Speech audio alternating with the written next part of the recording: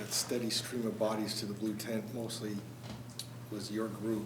How hard is that to just kind of deal with that in the moment where it seems like every other play you're having a guy that you're counting on to not be out there? Yeah.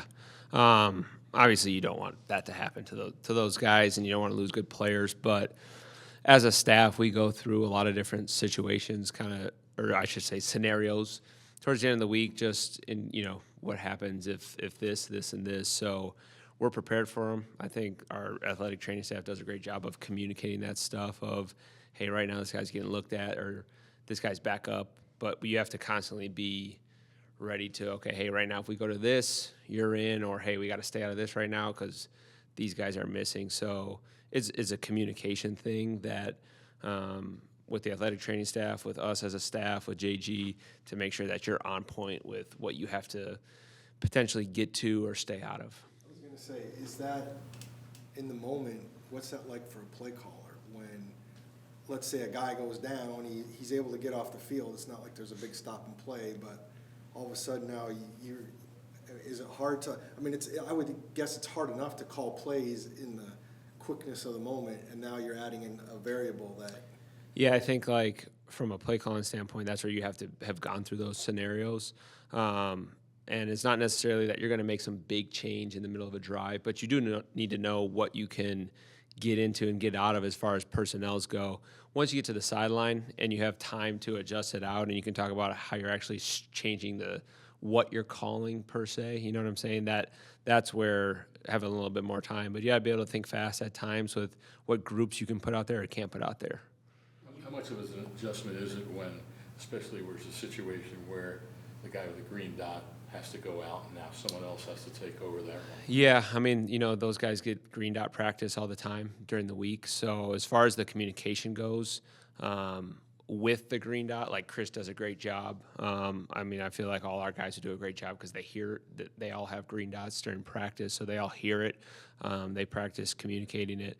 But you do have to make sure that you get that helmet swapped out fast. Different from offense when it's the quarterback. All right, the backup quarterback has that helmet ready to go, whereas, in our scenario, Kazier's was, was he in, was he out? I don't know, but get Chris's helmet, that's kind of the thing that we have to go through fast with that. Now you're talking about communication with the equipment staff, and they do a great job with that too. Like those helmets are right there, and then it's, a quick test with your next green dot, and you're good. There were some plays on Sunday where Jordan looked pretty comfortable in the pocket. Why do you think you guys haven't been able to create more pressure with four-man rushes? That can go through a lot of different things. It could be schematic. Maybe we need to do things to put guys in better positions to have good leverages and win rushes. It could be a technique thing on, hey, here's how we could have rushed this better to generate faster pressure and not let him be comfortable in the pocket. So it's usually a combination of all that. Go ahead. Speaking of coverages with two of the touchdowns, the one where Chris ended up having to take a fast wide receiver coming across, and then the one with Buddha where there wasn't another DB in sight. Was there miscommunications on any of those, or just how did those happen? A couple technique things to clean up. I wasn't pleased with myself. That was a really good concept that they had up. That the one where Buddha was in the area, that was a really good concept for what we were in. So we got to give credit to them. Like that was something they hadn't shown that they put up for the game. It was a really good concept, but. On Chris's, there's some technique things. That's a fast receiver ripping under, and he slowed up a little bit, thinking he could sit it down in the zone. It's one of those kind of, you have to be able to gauge it to stay in front of him, but also if he sits it down, be able to sit down with him and drive the throw. So, a couple technique things to clean up, a couple schematic things to clean up with both those touchdowns.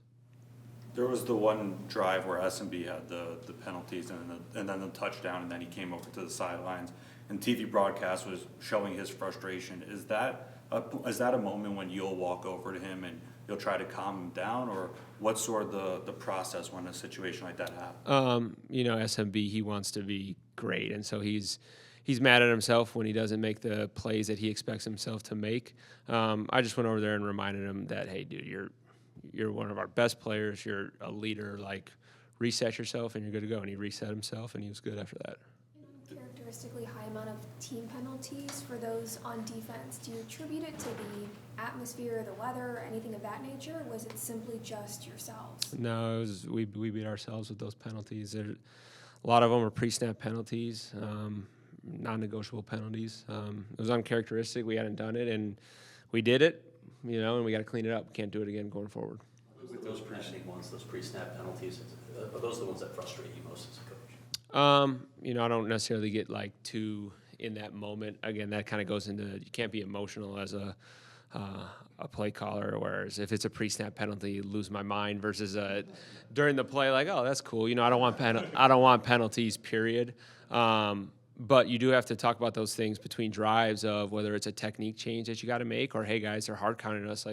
We gotta go off of our key. We gotta tune the quarterback out. So, you gotta get it corrected, I think, is the most important thing. Not necessarily this one drives me crazy and this one, but you definitely, those things that are in your control, you have to get those variables in your favor. And those neutral zone ones, they were all pretty, three were all pretty early. And on a couple of them, there was even they could have called it on one of two guys. So I don't know what you said. A lot of it's just a hard count, but being disciplined, I would assume. Yeah, being disciplined and going off of your key, not what the quarterback's saying. We gotta practice it. We gotta get better. With Max, his defensive snaps have gone up lately. Is that opportunity? Because I know SMB got banged up and Garrett was gone the week before, or is he earning more and more time in your eyes right Yeah, I mean, we feel really good about the three corners that have been playing, and they're all going to continue to play. And every week it can look different, but I think all those guys are continuing to improve their game, and they have a big role for the team right now. This week looked different for Rabbit too, with his opportunities. Can you just comment on maybe what the thinking was there? Yeah, I mean, that can be a week-to-week thing with whatever we have to do to win the game. We know Rabbit can go in there and help us win the game and affect the game and make plays on defense. And so whatever that week presents, if we can get him out on the field, absolutely he can help us win. Back to the pressure for a second. Given the struggles to generate pressure, what's going into the low blitz rate? What are some of the things that maybe we're not seeing that are leading you guys to not blitz particularly often? Schematic stuff that they do. I mean, because it's been a kind of a trend all season. What are some of those schematic things that prevent? I'll probably keep that to myself. The first two games, defense was pretty good on third down. The last four games have been kind of almost the reverse. Is there a common thread to that? Is it? Usually, no. It's usually a combination of a lot of things. Maybe it's you want to call back.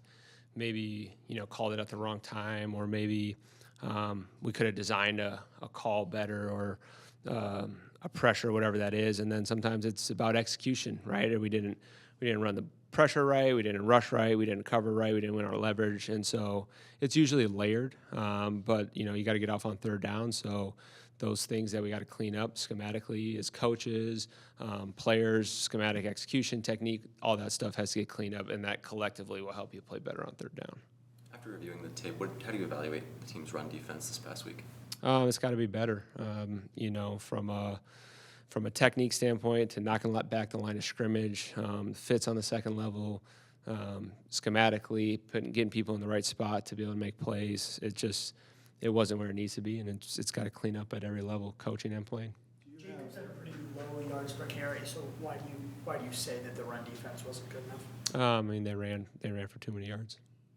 And is there the sample size of what you've seen from the Chargers offense with Harbaugh coming back big enough for you? Do you look to other stuff? Because they do seem a lot different than maybe they have in previous Chargers incarnations. Yeah, I mean, you got to take in as much as you can, whether that's going back over the years or this year. I know they play a physical brand of football, that's for certain. So it's going to be a great challenge, a fun one on Monday Night Football, and better buckle your chin strap for this opponent. What are the biggest challenges from that offense? They're talented and they're great up front. They play good as a unit, and they got some really good offensive linemen, a good back, and obviously a quarterback that can sling it. So they present a lot of challenges, but they do believe in being able to establish that run game, and that's going to open up the rest of the offense. And so it's as simple as you better be ready to come play with motor and violence. seeing from Zabin over these first 6 weeks? Improving in all parts of his game. Obviously, he's a very reliable, steady player for us that we can have him do a lot of different things: rush off the edge, rush inside, drop into coverage, pressure the quarterback, run game.